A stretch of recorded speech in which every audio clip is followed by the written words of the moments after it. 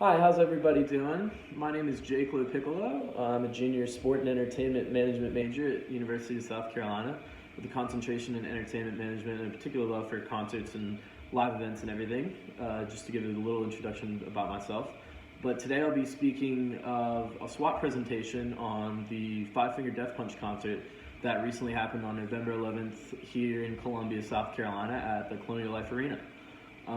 So it was part of the North American Tour 2019 with Five Finger Death Punch, and alongside them they brought 3 Days Grace, Bad Wolves, and Fire from the Gods with them. And throughout enjoying the show, I'd analyzed the venue and concert strengths, weaknesses, opportunities, and threats, and thought I'd kind of speak to them about my mostly positive experience at the venue and the concert tour. So the first thing I noticed while walking in the Colonial Life Arena is they're very positive staff, and they're just very friendly. The first thing you have to do is a security check, which can often be a very annoying and kind of irritating experience, but they very much streamline it. They're very helpful in noting what was allowed into the venue and what was not, and as well as highlighting their clear bag policy.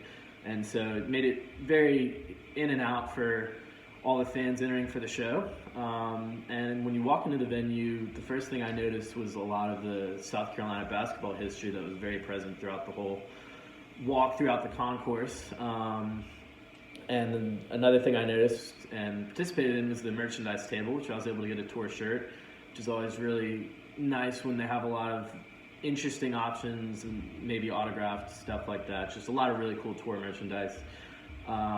And next stop was food, which we were able to get chicken tenders, pretty basic meal, but they had got it out quick and were very friendly service-wise. And to the walk to our seats, the ushers were also very helpful. And the one thing I really like about the Colonial Life Arena is there's not really a bad seat in the whole house. So while we didn't have the necessarily closest seats to the venue, it was still an amazing concert opportunity. We were able to hear everything really well.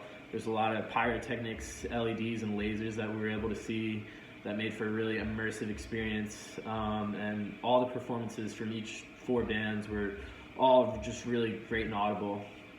The only weaknesses that I truly found by far was parking. We ended up paying $40 for parking pretty far away, which kind of sucked because that was more than we'd paid for the tickets for the concert. So I would really hope in the future that the Colonial Life Center kind of figures out like more of a efficient way to do parking and handle parking for events like this.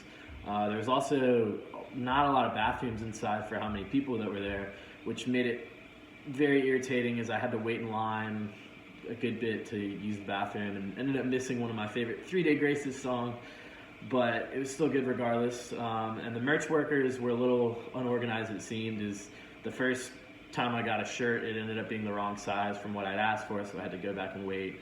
But aside from those things, very, again, positive experience at the venue.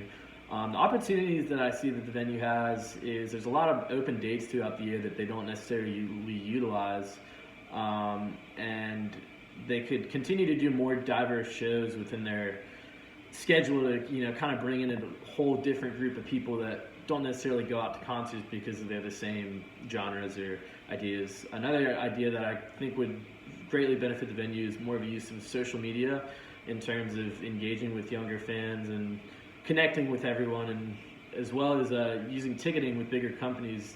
They use a smaller company and don't use like Ticketmaster, which makes it a little more difficult to get tickets for their shows. So I hope they would maybe consider things like that, as well as transportation and parking, and hopefully with that improves in the city, that can improve for the venue as well.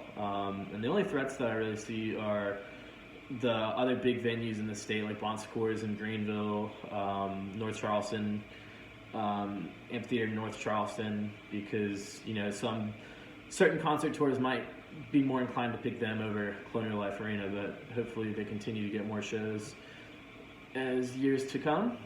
But overall, it was an amazing and great experience of rock and roll. 3 Days Grace was by far the highlight of my night, and again, I plan on attending more concerts in the future, but again, hopefully they fix parking, bathroom, and merchandising improves. Thanks, y'all.